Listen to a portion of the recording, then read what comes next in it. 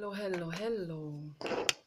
It is a wonderful day today, and I am infinitely grateful for everything. I got a wonderful new Play-Doh, and I enjoy looking at it. That's so much joy for me to look at this. It looks like marzipan, doesn't it? That's just wonderful. Awesome. And I'm chewing gum. Got myself gum for my teeth health. I got xylitol gum. What is the name again? Forgot. But it's chocolate mint. It's pretty good.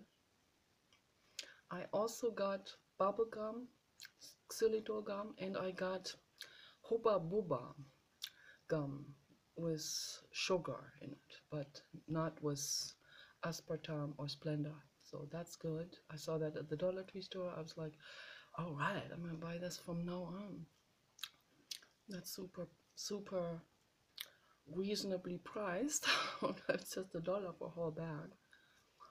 And these ones I have to take two, and still kind of like an itty bitty amount. The Hubba Bubba is bigger, so it's one big Hubba Bubba bubble gum. Choose like a cube. I love that cube. The cube shape. The future of candy is cube shape. Cube shaped for the gum and for putty and clays, for solid perfumes, and for hard candy. It just has to be, cubic but with rounded corners. That'd be awesome. What an awesome experience. And big, not like an itty bitty amount, but like a big cube. Put that into your mouth and it will be in there for a long time. And maybe they can make designer perfume hard candy. I would love to be the first one, but it has to be flavor approved. It has to be approved for ingestion. So I don't want perfume molecules inside of my body. I don't know what that's gonna do. It's probably gonna get into my body sooner or later. I think it's unavoidable. You have it on your wrist and it somehow gets onto the hands. It might get onto the fingertips. You eat a piece of chocolate and it gets into your mouth. So but I don't know what to do about it. But anyway, I want to make a report, a review, like a movie review on another perfume. And this one is called Bulgari for Women. I got it right here. I wish you could smell it. Oh my gosh. It is so powerful. It is power. It's pure power. I mean, the projection of the scent is pure power. It's almost invasive, but I love it. And oh gosh, I had it on my neck last night when I was sleeping. It stayed on my neck all night long, and like half of the day, it stayed on my body for, I would say, 24 hours, something like that. So really, really long lasting. And that one is from Sensational Shop. I think they are located in Indonesia. I'm not sure 100%. So, but the people, they look like they're from Jakarta. Very cute.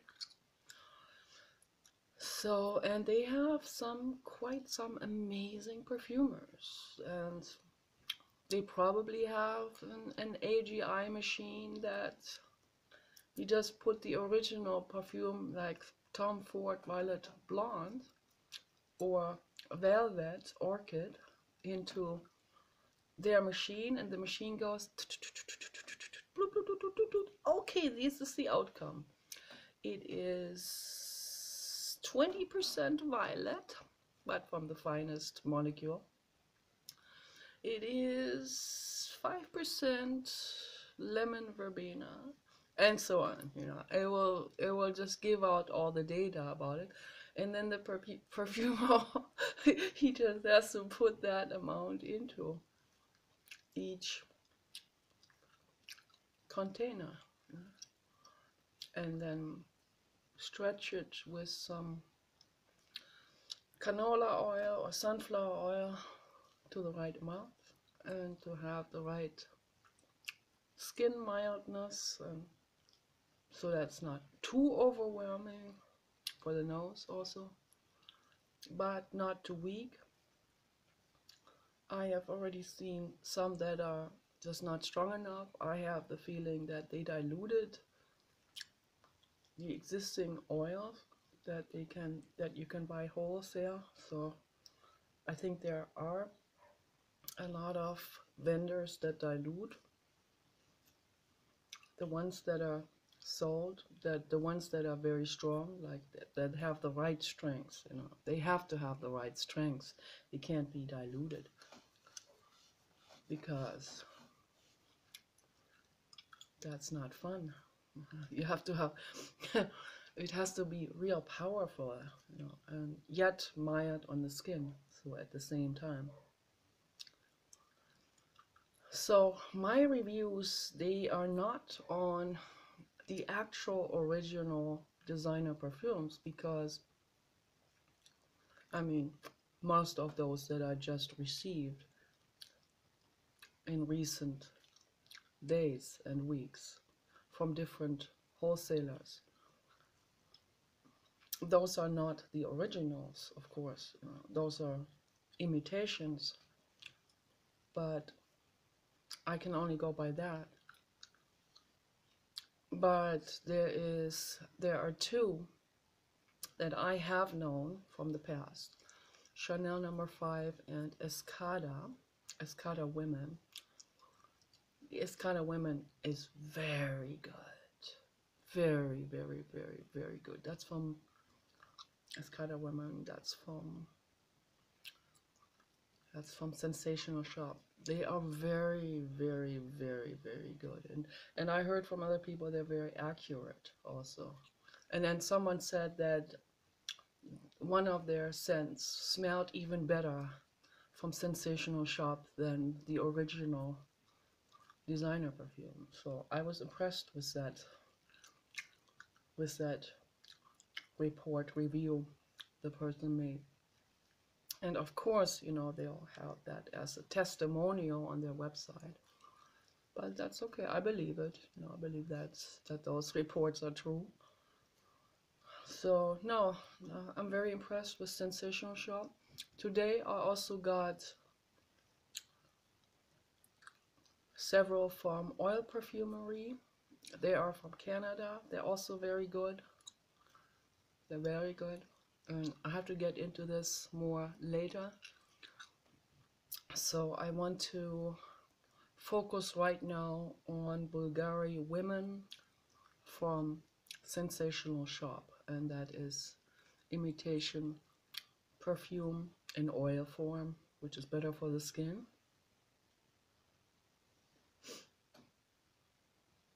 And it is absolutely phenomenal. I also smell violet in it. And what jumped at me was, because I made my own perfume oils in recent days, because I also got individual notes. And that helps me also a great deal to determine what's inside of each of the designer scents. So because my brain goes click, oh, there it is. That's one that's in this one, and that's one that's in this one. and they paired these two, and they paired those two, and they paired something completely different that wasn't paired before. So, and Thierry Mugler they always tend to pair something that has not been paired before, you know, like they do a combo that hasn't been combined before as a scent combination. So like they'll put green apple in and pear and cherry blossom together, and that's pretty neat. That's in the Alien. The Alien is that's absolutely out of this world, literally out of this world, and the Angel too. The Alien and the Angel, they're friends, you know, they come from outer space. So, and so does Thierry Mugler and his perfumers. They all are reincarnations. They were extraterrestrials in their past lives. All of those. Pretty awesome. So, but Bulgari, I fell asleep with that, and it is so incredibly amazing. It smells like the 80s hairspray, you know, the real strong hairsprays that my punk girlfriends put into their hair. They pluck their hair like this with a comb, like they combed against the stream. So the hair was standing up like this. And then they put this real strong hairspray into it. And that's what this smells like. Connie's hairspray. And it also smells like Monica's deodorant spray. She had a deodorant, I think it was called Masquerade. And it's very similar to that.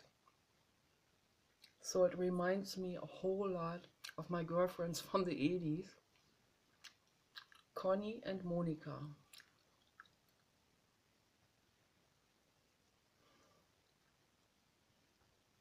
So, and then when it dries down a little bit, it becomes more like mascara for Monica. And I always smell this and think about her and miss her very much. That was her signature scent. And it matched her so much. It really matched her. So I hope she gets the chance to buy herself Bulgari Women, but in oil form would be better. And my message to all the designers out there is, please also give the people with the sensitive skin and the sensitive noses, give them an oil. So make it into an oil in a roller applicator bottle. Could be in different sizes. 1 ounce is perfect. And don't put any alcohol in it. Don't put any phthalates or parabens or preservatives or sodium benzeols or something like this. Benzenes, this is the waste product from the petroleum industry. Benzenes are not good, okay? But dipropylene glycol is also a byproduct, but that one is completely safe. So it's an oil that is actually, that's esterphilic and hydrophilic, which means it binds with water molecules as much as it binds with any kind of grease, any kind of fat oil molecule. So they're also called emulsifiers because of this characteristic, because an emulsion is, emulsifying process is when there is this intermediate like glycerin or dipropylene glycol or lecithin, those are these intermediates. They have different strengths, of course, all of us. Some of them are from directly from nature, from plants, and the other one was chemically designed, but it's really safe. It's completely safe, and it has amazing shelf life, and it is temperature resistant, extreme temperature resistant, pretty extreme, which makes it really fantastic to work with, of course, and it's reasonably priced, of course. You know, natural plant oils are always more expensive, and they often don't last very long, so they'll break down in extreme temperatures and change structure or, you know, consistency or something. So yeah, all of these they create emulsion, which makes kind of like mixed cream, you know. But I think the emulsion process is done when you have to heat it, the substance up, the soup up a little bit, so then it can really grab onto the esters and the the water molecules at the same time. And I've done this. I learned about all of this way back in Germany. There was this store, I talked about this before, Spinnrad, and and I learned about all of these different chemicals and on how to make cosmetic. But I stay away from actually mixing with water. So I don't mix anything with water. I had bad experiences with that. It grows mold. And I don't like to use preservatives. So, but you don't have to put water into a cream. You know, you can make a cream with grease only. You just have to know which kind of grease to use. And if you use canola oil for some, you know, that canola oil is like completely safe. Some people don't like it. They think that's GMO. And I think, yeah, I think it is probably, it is coming. It is a modified mustard plant, I think. That's what it is. Or in the mustard family or something. It's called raps. Or rape oil. Or rape oil. So, I think that's in the mustard family. And I think they made it larger or something. They made the seeds larger so that they can obtain more oil. And so I think it's probably the cheapest vegetable-based oil there is, but it works well for cooking and it works well for cosmetic making. And I don't mind even eating it or putting it into a salad dressing. So I'm not that afraid of genetically modified things. Usually when I have the choice, I use the more natural stuff. I use the organic in a store. So when we have different oils available that we can buy, then I always go to those outlet stores. They have great prices. They have always excellent stuff. Health food for a fraction of the price, which is really perfect. Yeah, where we live here, most people here are very frugal. They're not the richest, so that's why we have outlet stores like this here. And yeah, so we're not the richest either, so it works for us very, very well. And why spend the extra money if you don't, if you don't have to? If you have other options available, then do it. Like I said yesterday, don't push your self-image or that what you want to show off with as a facade to other people. Don't let that egoic stuff interfere into your life and into your bank account. That doesn't make any sense. It's ridiculous, and it's just self-sabotage. That's what that is. So no, I'm not saying go with less quality stuff. Quality is always that's number one. if I have a choice between something like, let's say, if there's a margarine or something, which is also done through emulsification, but that's a much worse process, the margarine. So when they whip up, I don't know how they do it, but that's a hydrogenation process. I think that's more aggressive than the emulsification process. Maybe I'm wrong. If any of you know more about this, you can correct me. I'd like to know. But if I have the choice between, let's say there's a margarine in the shelf, and next to it is a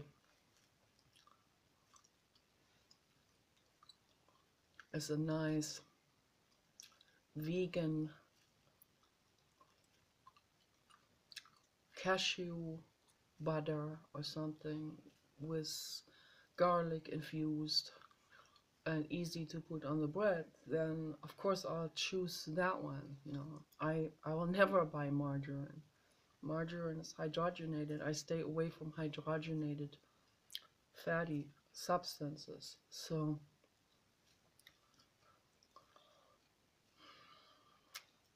quality is very important, but the price doesn't always reflect on quality versus good quality versus bad quality.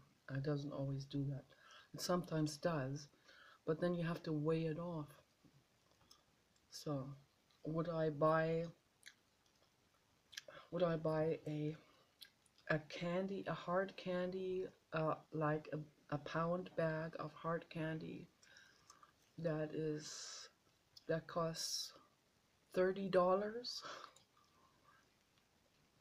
and that has just a little bit less bad ingredients and has better ingredients in it, that has, let's say it's also made with white sugar, but it has beet juice as a red color, versus another bag, also same amount, that has also white sugar, but that has caramel color.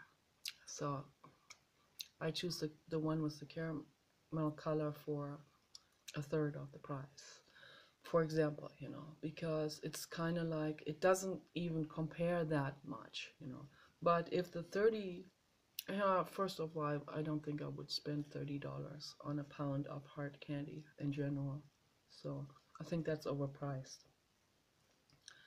So, but I mean, it depends, you know, if it's like really, really, really outstanding, if it's something that is totally unmatched, if it's made with whole sugar, you know, whole, like completely unrefined cane sugar or molasses or something, really dark, unrefined whole sugar, and with real strawberry elixir in it and beet juice coloring, and that's all it is, yeah, then I probably would consider it. So you have to weigh it off.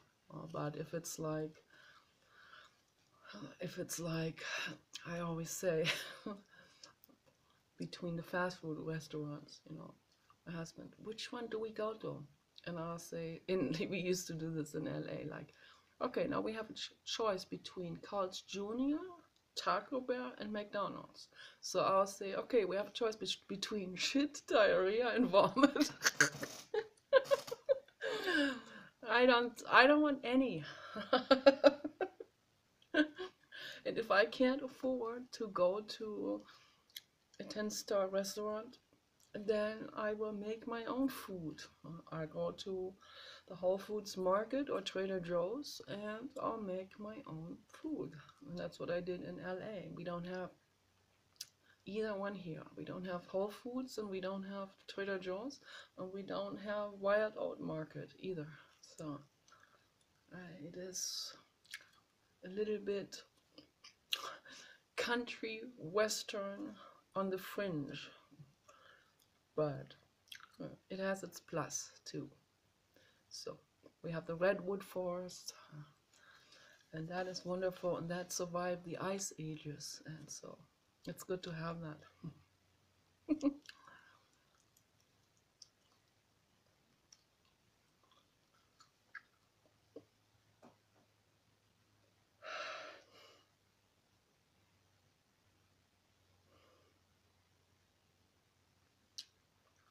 think about Monica, and I think about my punk girlfriends, Connie and Drea. And I hope they're all doing well. And it has, because I made my own single notes, so I made my, what I call my grandmother's perfume, Oma Guste. Maybe that's what I'm going to call it. I'm going to call it Oma Guste, that perfume. It's not something fancy. I mean, it's not a combination. It's just a single mixed with canola oil. That's all it is. I put that in a roller bottle, empty roller bottle that I just got on Amazon. Those are the best. The plastic ones, I bought different ones to try them out. Bought glass bottles, roller bottles, 1 ounce, and I got the plastic ones. They're 1.7 ounce. Awesome. It's a nice size. It's like, and this is actually 4 ounces. I didn't know. This is 4 ounces. I didn't know that. Huh? Looks smaller to me. Whatever. This is not 4 ounces, is it? Okay, whatever. But I got 1.7 ounce roller bottles in plastic, and they are the safe plastic, and they are oil resistant and perfume resistant, and I don't know how far they're acid resistant, but works very well. I put that in there. To be sure, I put like 1/5 of canola oil in it, because I didn't want the tulip oil, the real strong tulip oil that I got in the small bottle. I didn't want that to etch into the plastic.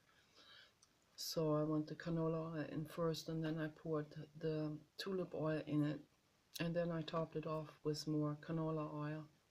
And I put the rollers are, they're very nice. They screw on. That's perfect. You don't have to flip that up with a knife, get into it, and all of this. That's so much better. So I'm gonna buy those from now on. They are ideal, and I can really work with those. I can even create something. I can even mold something around the bottle and make that my own design. Actually, I can do that. So and completely personalize this. If I ever wanted to make that commercial, if I ever tried to attempt something like this, my husband said, "Be careful, you're going to get sued because people want to sue." So that's kind of like what makes me hesitant to do this. But I would love to see something like this. I guess one has to really secure oneself with this legally first, and I don't know exactly how to. It would take years to read into this, and the law about this is not, we don't have direct access to the entire US law, entire US legal system.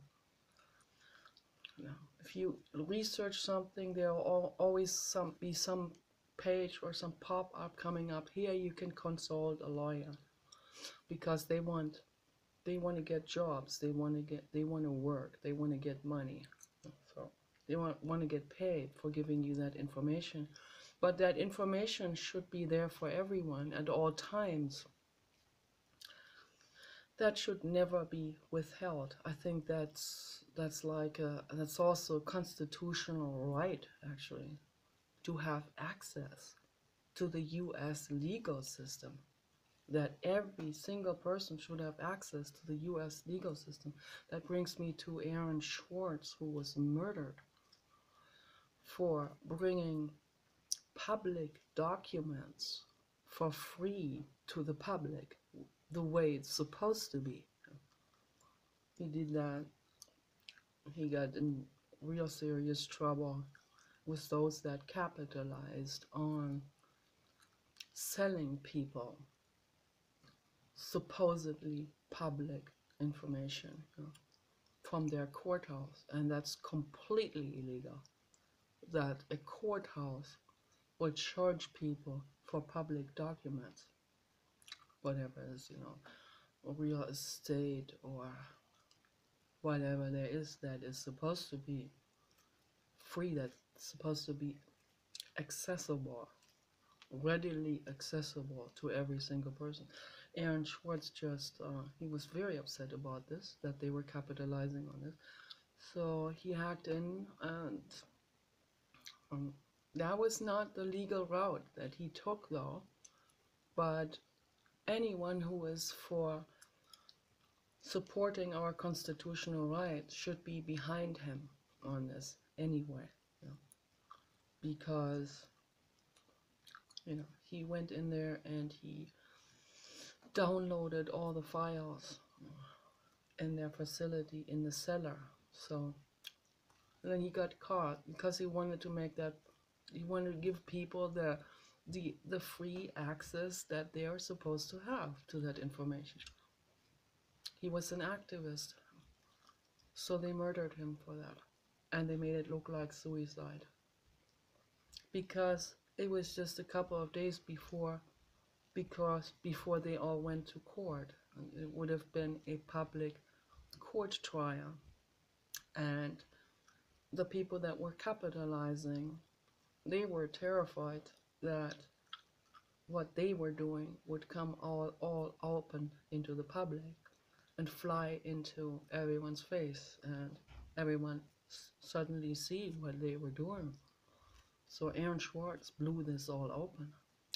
And so in order to avoid having that court trial, they murdered him. That's what happened. And then everyone at MIT looked the other way. And I'm very angry and very upset about this. Very disappointed in a lot of people that looked the other way, that knew about Aaron Schwartz, that knew about his activism, and that looked the other way and turned against him, just to protect themselves. I know, I mean, it's kind of, everyone has their reputation, they have their professor jobs and seats and educational teaching positions, and they have their clientele and so on. But you know what? Ethics comes before that. You should always stand up for ethics first,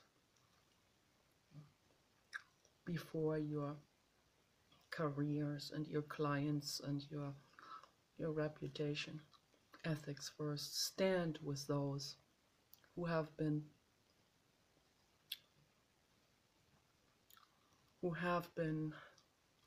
victimized by corruption. Stand with those victims while they're alive, hopefully. That would help them not to be murdered if you did that. At least stand with them after they are gone, and stand up and say, this is wrong, what happened here, and I see what's going on. Don't act like you don't know what's going on. So yeah, my message to the world is, that's my message always, again and again and again and again. Stand up for justice and ethics. That's more important than anything else. The lives of animals, it's the #1 priority. The environment, and also civil rights. Those 3 in that priority list.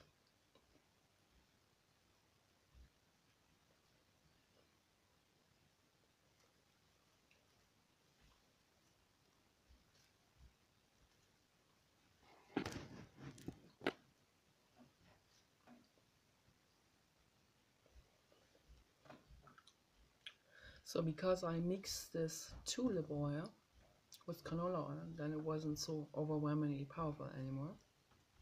But I already smelled my grandmother's powders and perfumes in that. So she had a lot of those.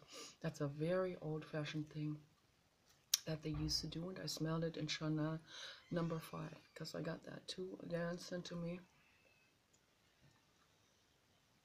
Chanel No. 5 I got from Sensational Shop. They did a very good job on that.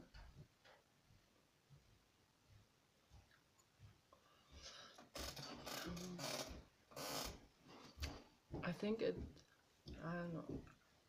I think Chanel number 5 has Ylang Ylang and Tulip. I might be wrong, but that's what I'm smelling. And so because I know now the single note of Tulip, which reminds me of my grandmother, it is also, I detected it also in the Bulgari women. So they put, you know, I could be wrong, but you know, I'm always open for criticism and for correction. But that's what I'm smelling in it. I smell tulip, the imitation, of course, of tulip, and you know, the tulip oil that I got, that is, I can tell that's definitely not tulip absolute from the actual tulip flowers, because the tulip flowers, they contain like 90+% water. Tulips are in the onion family, so they have this very watery, thick stem, and they're wonderful. I love tulips, but I don't think that is actual tulip essence that I got. I think that I got tricked. So I'm not gonna mention the company's name, but I'm not gonna get that again. I don't trust that. I don't think it is real. I think if it was real, it would be $100 for just an eighth of an ounce or something. That's why I got it for $30, and that was overpriced for for a synthetic one. But it's a good synthetic one, so it's extremely powerful, extremely undiluted. So a very, very extreme concentration. So that goes a long way. I put that into a 1.7 ounce roller bottle, my 1.7 ounce plastic roller bottle. It's very good, it's very strong. Reminds me of my grandmother. And then I thought, okay, that also smells like Bulgari. And then I knew that Bulgari used tulip. And what else? Also cherry blossom, I think. It's a good combination. And it also has very little bit of lemon verbena in it. It's these things: lemon verbena, cherry blossom, and tulip that I'm detecting in Bulgari women. Extremely floral and sweet. Mouth watering. Incredibly nice.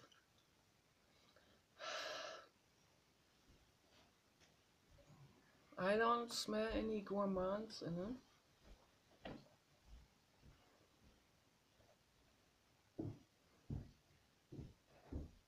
Could have a little bit honey and vanilla in it. Could have. Might have.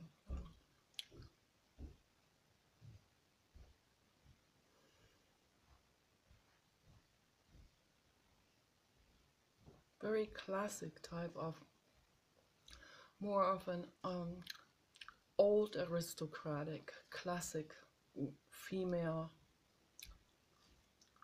like a real rich lady with a big hat. That kind of scent is that. Very elegant.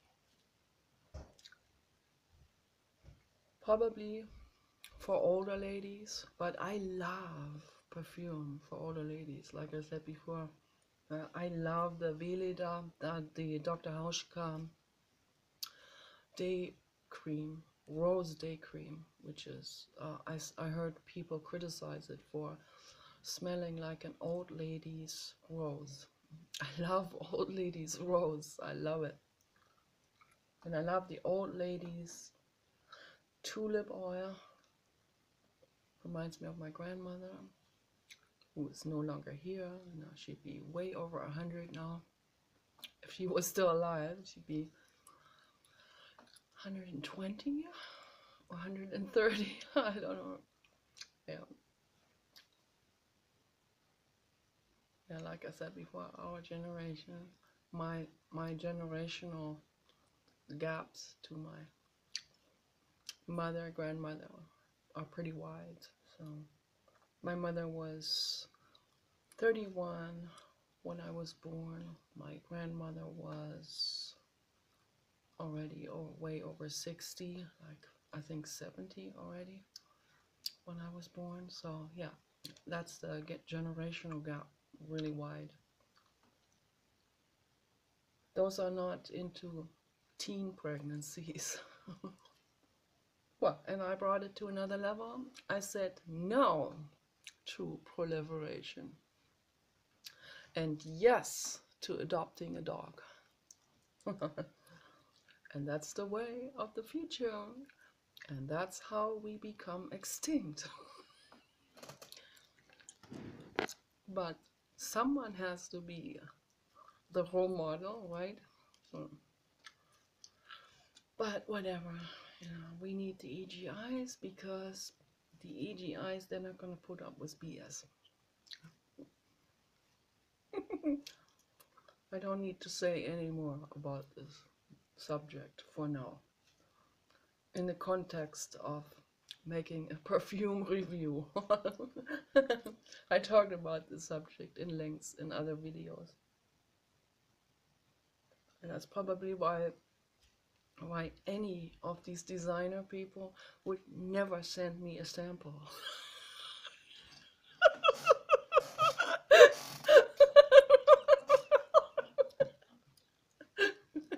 Because they don't support someone who's so politically out there.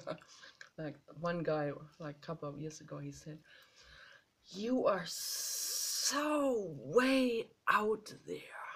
Because we had some kind of like a discussion with other people. One girl made a video. She said, "What would you do if you were president?" Oh, that is a dangerous question to ask me. So I made a video about this, and this one guy got so angry. Oh my God, he got so incredibly angry. Yeah. And not only one guy, but several guys got really angry, particularly men.